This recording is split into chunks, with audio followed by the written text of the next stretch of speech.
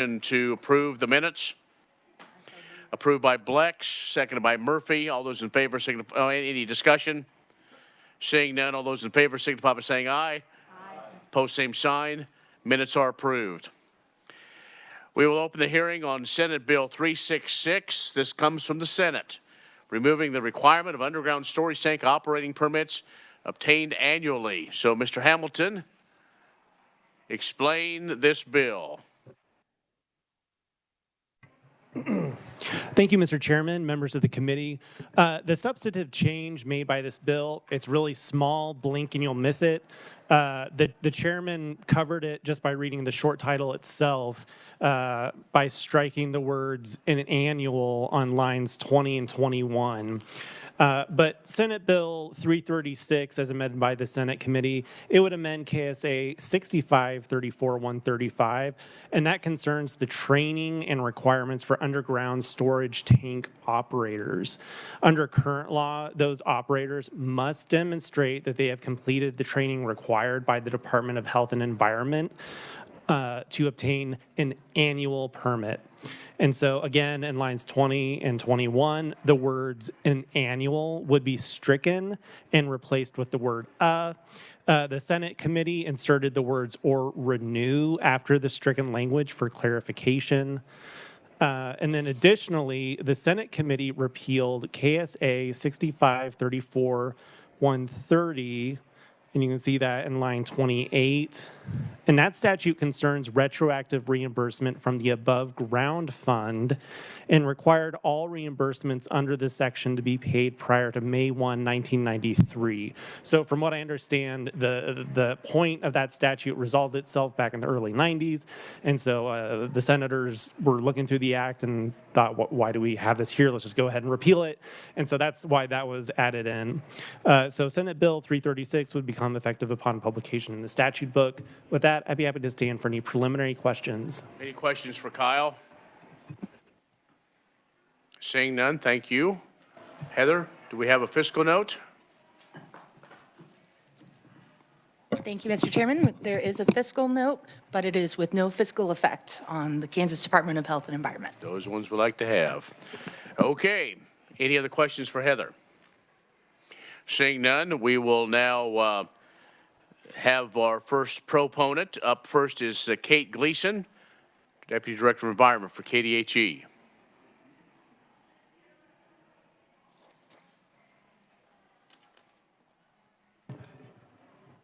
Thank you for having me, Chair Raj, and the committee members. My name is Kate Gleason. I'm the Deputy Director of Environment at KDHE, and I just wanted to give you all a little bit of background. You have my written testimony, which I won't reread to you, but the Kansas Storage Tanks Act is, a set of statutes that was passed, I think, in the early 90s or the late 80s, and the regulations that were promulgated under that act have a series of requirements for permitting, right? Most of the permitting requirements are in regulation at KDHE. And the only reference to the frequency of permitting that is required by the act is this one use of the word annual in this statute. And so in conjunction with Fuel True, the agency has looked at removing this word, and Fuel True went ahead and introduced the bill to remove annual from this statute, and that will allow us to go back into our regs and set up a less frequent permitting scheme, which the agency believes will be equally protective. It will have all the same requirements as the annual permitting scheme, the same inspection frequency and testing requirements, and it brings the state a little bit more in line probably with neighbor states that are requiring permitting on a less frequent basis also. And it allows our staff to use their time instead of, constantly in this churn of getting permits out to look at bad actors and get folks into compliance better. It's just a more efficient use of staff resources. So those are the reasons the agency is supporting this bill, and I will stand for questions. Any questions? I think that you might, again, just explain why it was a yearly just too burdensome, or did you hear complaints from other stakeholders saying, hey, our neighbors, especially to the east, don't require this, and you still think the safety will not safety will still be paramount, correct? Correct, yes. We've looked at the requirements that are required under the annual permits, and we still want to incorporate the exact same requirements into the permits. We just actually do the permit applications and the permit processing on a less frequent basis in-house.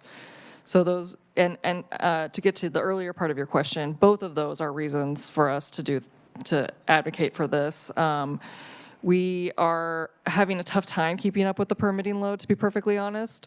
And there are folks in the industry who agree that this is an unnecessary burden to them. So, yes.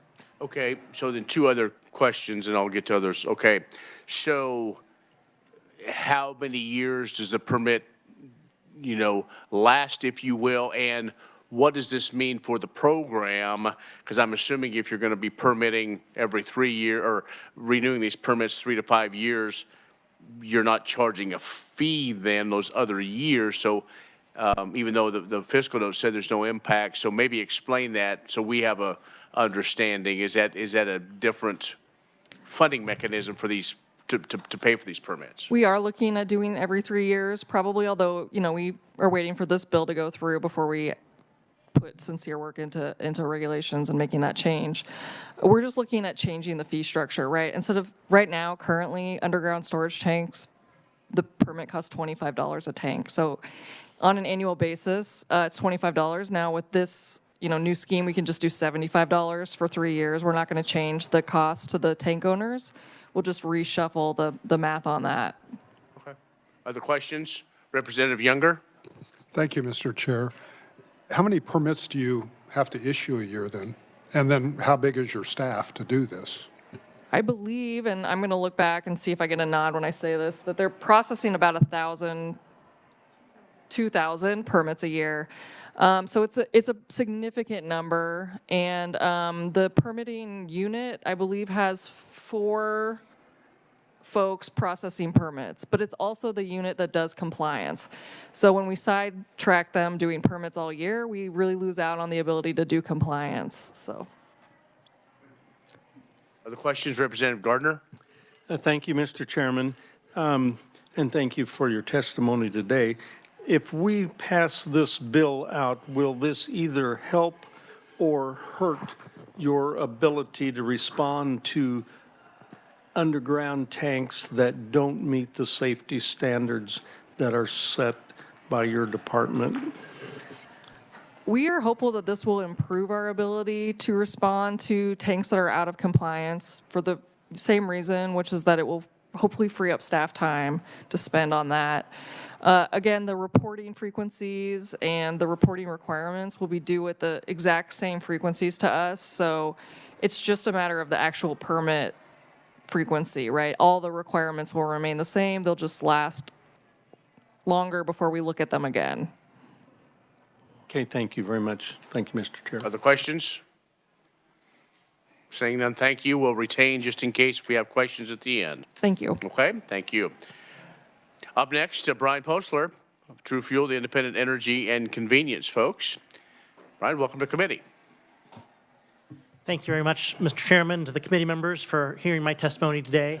I am Brian Postler. I represent Fuel True Independent Energy and Convenience. We are the statewide nonprofit trade association for all the fuel distribution companies, as well as then representing the voice of all the retailers who sell gasoline, diesel, refined fuel products. And so all these tanks that are underground are regulated by KDHE, and this bill, which is very simple in its scope, is going to remove the word annual, will actually provide great assistance to my members and is our top priority for this session this year, because it can make such a huge difference for us. And so why is that? Well, currently the annual process has become kind of unnecessarily burdensome. They moved to a fully online system, which has been a challenging transition for some of our members to go away from the old paper system that they used to know and love. And so it creates some challenges there. And the fact that all the permits are due on the exact same date in April means that the whole flood for all 5,000 tanks comes in to get those permits approved at the same moment in time, and that flood then tends to overwhelm the ability of the staff to get them back out in a timely way. So each of the last 2 years, KDHE has actually extended the permits because of the processing time required to handle the permits, and that creates a lot of angst among my members because you have to have a valid permit in order to have fuel dropped at your location. You cannot accept a delivery if your permit is not in place and valid. And so that becomes just a real threat to the whole operation of the business if you're a gas station owner and waiting on fuel. And so KDHE's been great to work with this. We know they're going to safeguard it. We have absolute confidence they can do a 3-year or multi-year permit cycle that will still protect all the safety standards that are just as important to my owners of the tanks as they are to others in the state. So it'll be just as safe as it ever was, but can happen more efficiently. And as they said, free up more time for them to go after the few bad actors or the problematic tanks that are out there with compliance. And so our hope is that I genuinely hope that this will be the least controversial vote you'll take all year, and that you can get it not only to the floor in a hurry. It passed 40-0 in the Senate. I would love to see unanimous vote in the House, and I ask that you at least consider placing it on the consent calendar because there's just no. All this is going to do is mean better government working as it should and working hand in hand in unanimity between the industry that's being regulated and the regulators. And so with that, I'll stand for any questions. Okay, any questions, Mr. Postler? Representative Blex? Thank you, Mr. Chair, and thank you for your presentation.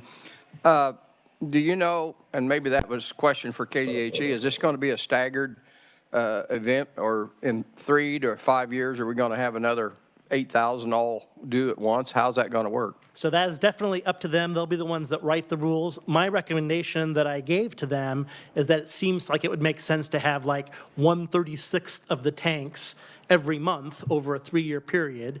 And that way you have a trickle that you're processing a little bit at a time every time rather than having a big flood that comes all at once. So that would be my recommendation to them, but they will, do their due diligence and decide, once given your authority by all of you, they will decide what they think is best in terms of those regulations.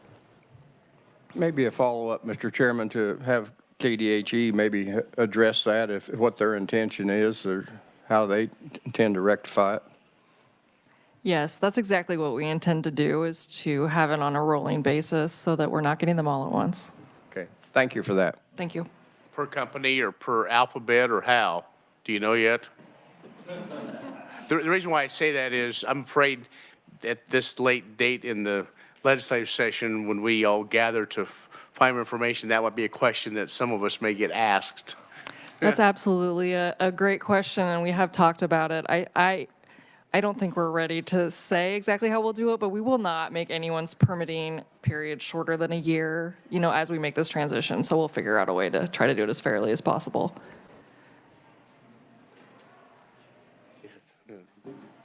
Very good. Other questions for either one?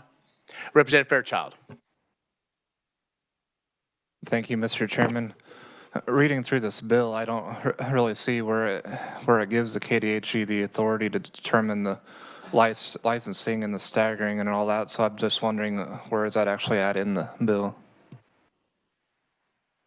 Yeah, I think because this is the only set of tanks that have the word annual, they do regulations for above ground storage tanks and other tanks, for example, and so they would have the authority then, once this is stripped out, to then revisit those regs and to implement a new system. But it doesn't, in this bill, specify what system they have to choose. It just gives them the authority that they don't have to do it annually.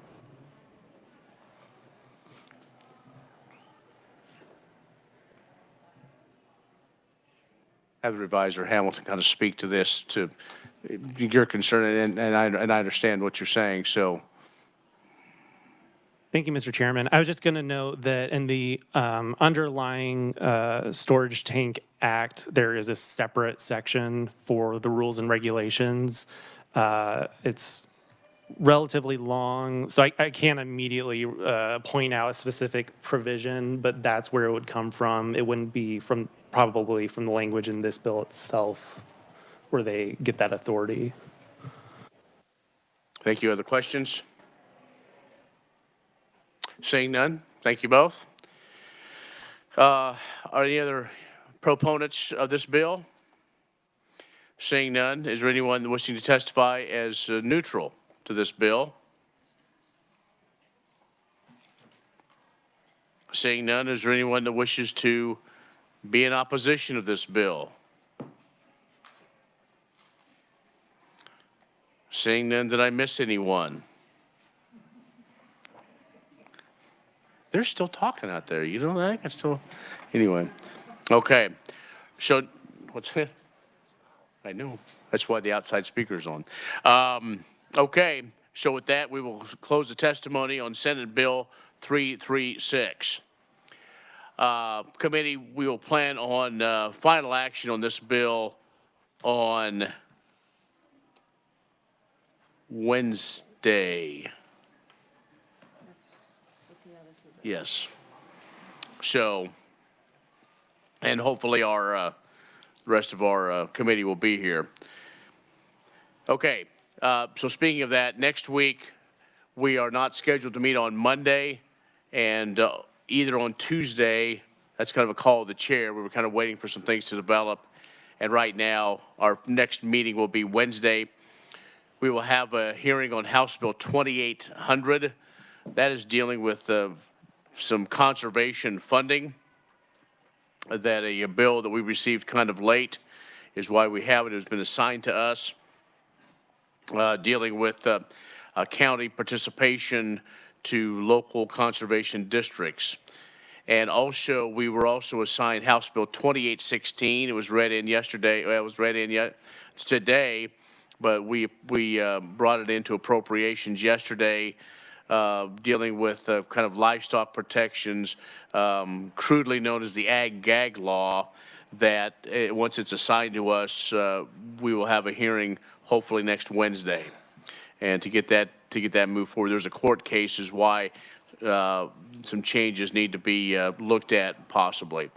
Then also on Thursday, stick around. The president of Hillmar Cheese will be here, and we'll get an update. He was scheduled to be here earlier, and the weather wouldn't let him get out of San Francisco. So planning on speaking to both the Senate and the House Agriculture Committees and an update on what's going on there, and then also possibly work other bills of the ones that we could hear later on in the week. Anything else to go to the cause? Yes, Representative Schlingensieben. If the president of Hillmar Cheese is going to be here, Mr. Chairman, does that mean we should bring crackers? Maybe. We'll have to ask. Have to, well, maybe. Yes, Representative Shue. If we have cheese, then we should probably have wine as well, I think. Well, it there's enough it is wine. an agricultural product, but Representative There's Flex? enough wine. There's Mr. enough Chair, wine it may be going time on to around join here. the crowd outside. the Well, way this maybe committee's that's going. it.